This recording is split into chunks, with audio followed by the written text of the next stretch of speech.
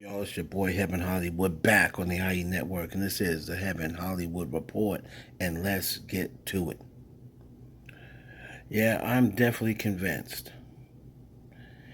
It's been 2 weeks since the news came out that Thomas Sharkey, the husband of Alexis Sharkey, who was murdered almost a year ago, found nude, alongside a side road in Houston, Texas, almost a year ago. Since the news of him killing himself, once he found out officials were looking for him, I have not heard anything from any YouTubers and any bloggers. Now, let me put this in perspective, and I'm going to tell you why I think this is. This story last year was one of the biggest, most high-profile stories and cases that happened in 2020. This story was so big that the police had to stop relaying information and had to stop giving out information to anyone who called up asking for information, because they were gathering evidence and was going to move in on their suspect or suspects. But because it was all over social media, the police, decided to move quietly, according to them. In the meantime, every YouTube or every person, crime and discovery person, or every person that follows murder cases or what have you on YouTube, every single channel made multiple videos. What happened to Alexis Sharkey? Who killed Alexis Sharkey? And when they were doing the who killed and the what happened, they was making videos every week. When no news came down when it first happened, first they said they're going to have to wait to see the cause of death. So in January, the cause of death came down. So from November to January, they were pretty much making what happened to Alexis Sharkey. In January, you get the news that she was strangled. Now, once you start putting two and two together, finding out the husband's stories changed over and over again. He had three or four different stories, versions, and then you hear news that the two may have been divorcing, and you hear about the text messages that he sent her when she was in Mexico, and then you start putting all this stuff together. Then you look at his age and look at her age, and you say, I believe the husband did it. And a lot of people were in the comments of a lot of these YouTubers saying, I believe it was the husband. Cut and dry. But in case you don't know, and this is blogging 101, okay? Always create an interesting scenario. Nothing's ever cut and dry. Anything cut and dry will not get you clicks and views and will not get you money. So they started creating all these narratives. What if it was the friend? What if it was, the boyfriend, the guy that she met in Mexico? All of these different things, especially the friends. And what I believe is, there is no one reporting on this after all you've seen in these comments day after day is no update. It's been 5 months. No update. It's been 6 months. No update. It's been 7 months. Then a lot of the YouTubers were making videos on top of the what happened to Alexis videos, where they were just saying, we just need to get this extra video. We need to get an update. People were, giving out the number and calling up there saying, if you hear an update, let us know. And now there's an update, and not one of those blogs posted about this murder. And I will tell you why they didn't. Because these blogs went and created a narrative where everyone that was solely sold on it being the husband now had to think, well, maybe it wasn't the husband. Came with no evidence, or not even circumstantial evidence, that would make me believe that it was not the husband, and would not make believe diehard followers of cases and murder cases. None of them bought it either. But because they wanted to create a conspiracy theory, and they wanted to, be different, they started saying, well, her friend did an interview before she even found out that she was gone, and she did an interview.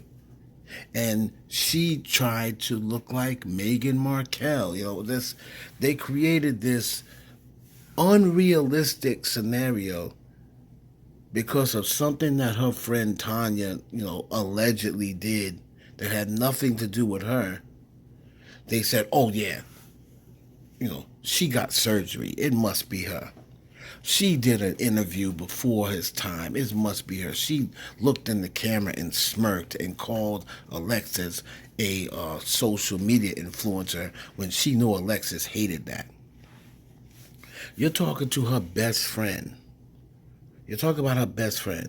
You don't think she knew what her best friend liked, what her best friend did not? Tanya Ricardo was keeping it 100 from the beginning. She was Alexis' best friend. I never thought it was Tanya Ricardo. Never for a minute did I ever think it was Tanya Ricardo. But people were saying maybe it wasn't Tom. And what I believe started to happen was the jealousy and the envy for Alexis started to kick in. Because I started seeing people in the comments creating these false narratives. Maybe it was the boyfriend. She cheated on her husband. Her husband wasn't even doing anything wrong. She cheated on her husband. Maybe she deserved it. Oh, she, they started looking. Well, she was an escort. That was another ridiculous lie with no proof and no evidence. Oh, in Houston, they have a lot of high-end escorts, which is true. But because they have a lot of high-end escorts in Houston, that means Alexis had to be a high-end escort? No proof, once again. So I believe the envy for this woman, she was beautiful, she was successful, she was young, she was driven. I believe that, she started making money hands over fist from, a gig on the internet. A lot of people call it pyramid schemes. She started getting money from there. All these men adored her and was attracted to her. And I believe this envy kicked in for this woman, and people started wanting to find reasons why the husband didn't do it, when it was right in front of their face the whole entire time. And I believe they're not writing because they're disappointed. They wanted her friends to be the murderers. And I will guarantee you, if it came out that her friend Tanya had ran out of state and then committed suicide, this story would be all over YouTube with, I told you so, I knew something was suspicious, I just knew it wasn't the husband. Where are all the YouTubers? This woman's family deserves attention, deserves empathy. She deserves to have this man reported on and shamed because he took his own life. So they're not able to do it. They're not able to talk to him and ask him why. Because he took his own life. He took the coward way out. So at least people can do is if you're not going to hold him, not going to be able to hold him accountable in life, then you go in on him and expose him for the monster that he was in death. All I kept hearing was, I kept waiting for an update. I need an update. I need an update. And now an update comes out and no one is talking about it except for me. The highest profile case in 2020? What's going on here? I truly believe, and I'm going to, I hate to say this and make these assumptions, but if this goes another week without anyone saying something, it had to have been some sort of memo sent out to YouTubers. It had to be. How is no one talking about this? All of the YouTubers that made big money off of clicks, off of Alexis Sharkey stories. Now you have nothing to say. You keep saying you were waiting for an update, waiting for an update. Now you have an update and not one YouTuber wrote a follow-up story? Alexis Sharkey's family and Alexis Sharkey deserves more than that. You're upset that it wasn't the friend. I told you it wasn't the friend. Tanya Ricardo is devastated that she lost her best friend. And what she went through for those 10 months, being ridiculed, being threatened, being accused. I give her nothing but shout out and kudos that she's still here, because a lot of people would have checked out by now, and you know what I mean. Let's give Alexis Sharkey her respect. Rest in peace, Alexis Sharkey. Shame on you to all you YouTubers. It's your boy Heaven Hollywood for the IE Network. Please like, comment, subscribe. Share this video with your friends.